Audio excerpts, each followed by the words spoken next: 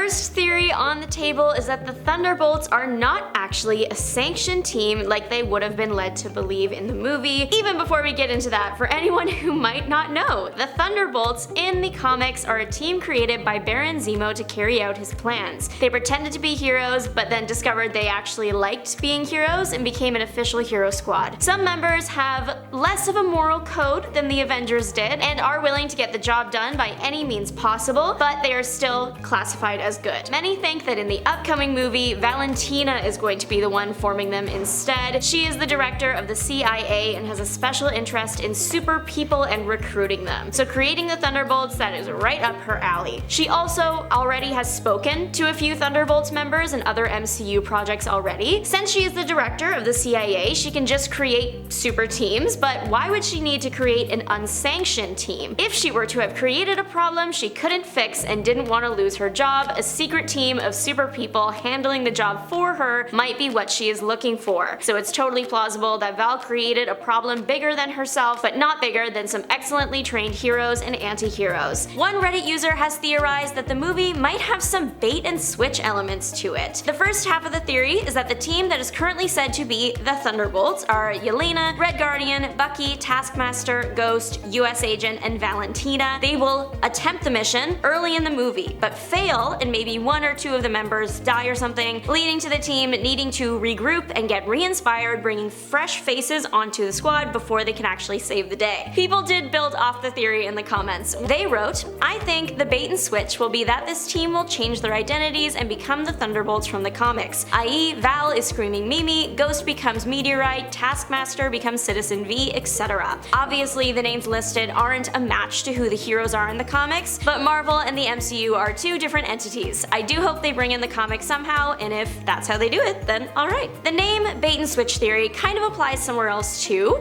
When Thunderbolts was first announced, the logo was big orange lettering and it had Thunderbolts like going through it. It was just Thunderbolts, but now there is a new version of the logo. When Marvel announced the official date Thunderbolts would release, which is in May 2025, they also debuted a new logo. It was slim yellow letters, but the word Thunderbolts had an asterisk next to it. Some people think that that indicates the name of the film might change, either before it's released or at the end of it. Some fans theorize that the Thunderbolts will become the Dark Avengers, and when that happens, the name of the film will change to Dark Avengers. Kevin Feige has spoken cryptically on the asterisk. He said, "Yes, you'll notice the asterisk on Thunderbolts. That is the official title of Thunderbolts, and we won't talk more about that until after the movie comes out." What is that supposed to mean? As for the Dark Avengers part of this theory, Screen Rant has suggested that possibly Valentina and Ross are creating a team of Avengers more likely to follow the government's orders, since many of the members currently eyed for the group have to clear their name in some way or be pardoned or have a wrong from their past to right, so it's more likely they'll listen to the government if the government is the one pardoning them. Lots of people are hoping the celestial head in the middle of the ocean from the Eternals debacle is addressed. That was a major event in the MCU, and it's very surprising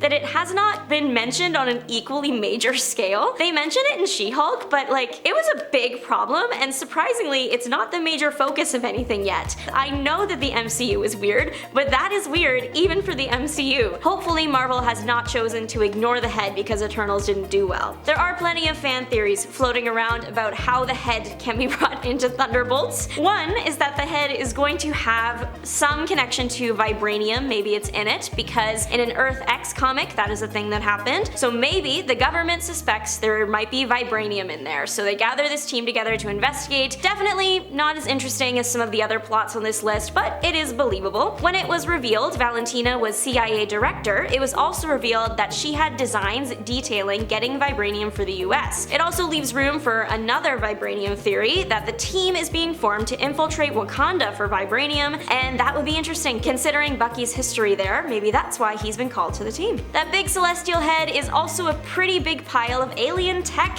and Secret Invasion has made it clear that alien anything is not super welcome on Earth. At the end of Secret Invasion, the Anti-Alien Act was proposed by President Ritson and quickly accepted by pretty much everyone. Basically, Basically, anyone or thing that comes from off-world is a threat. Having such a big piece of an alien civilization literally coming out of the Earth has to be a sore spot and in plans to be dealt with. So yes, maybe the Thunderbolts are dealing with the head, but by extension, they are created to carry out the Anti-Alien Act in some way and nab the aliens that would be deadly to your average human authority. Some people are also wondering if that big alien head contains adamantium. People are theorizing and wondering, but it would be interesting though and tie into the Alien Act theory. The team heads to the celestial head under the guise of inspecting it for potential alien life that needs to be eliminated, when in reality they were sent to see if the thing has adamantium. This would lay some more foundation for when the MCU finally brings in the X-Men, and it would also add an element of betrayal, which is always interesting to see characters deal with and how it affects their relationships depending on who did it. Another major theory is that Florence Pugh will save the MCU. I agree, the film has a lot of really great actors in it. It is the type of cast that could bring big audiences back to Marvel movies. It's no secret that some of the past few Marvel projects have not been fan favorites or widely loved. From interesting writing choices to bad CGI, some devoted fans have found their love for the MCU waning. Hopefully, Thunderbolts with its talented cast is exactly what the MCU needs to reignite dedicated and casual audience love for the movies. Lots of fans are theorizing and hoping that the Red Guardian and Bucky Barnes meet in the movie, or it's shown that they already have. It's no secret that Bucky has been super active in the MCU as the Winter Soldier. There is potential that somewhere along the way, him and the Red Guardian fought each other. Bucky's memory is horrible, and we don't know much about the Red Guardian's past, so why not? Plus, the Red Guardian claimed he fought and beat Captain America. Some fans theorize that he maybe confused the Winter Soldier with Captain America. The other way to tie in the Cap story is if the Captain America the Red Guardian fought was actually Isaiah Bradley. We met Isaiah in Falcon and the Winter Soldier. He was one of the men, part of the experimental super soldier serum stuff, so maybe Isaiah was Red Guardian's Cap. Then Bucky could explain to him that he didn't fight Steve Rogers, but another guy. Many fans are theorizing that a new character might make his debut as the main villain of Thunderbolts. I'm talking about Wonder Man. We already know that Wonder Man is getting his own show. Wonder Man, in the comics, has a pretty big rivalry with Tony Stark. Obviously, that will not be explored in the MCU because Tony died, but Wonder Man's other thing is that he was a major stunt performer in Hollywood because his body is very durable and made of ionized organic matter. He heals really fast if hurt, he's immortal, truly, he is Hollywood's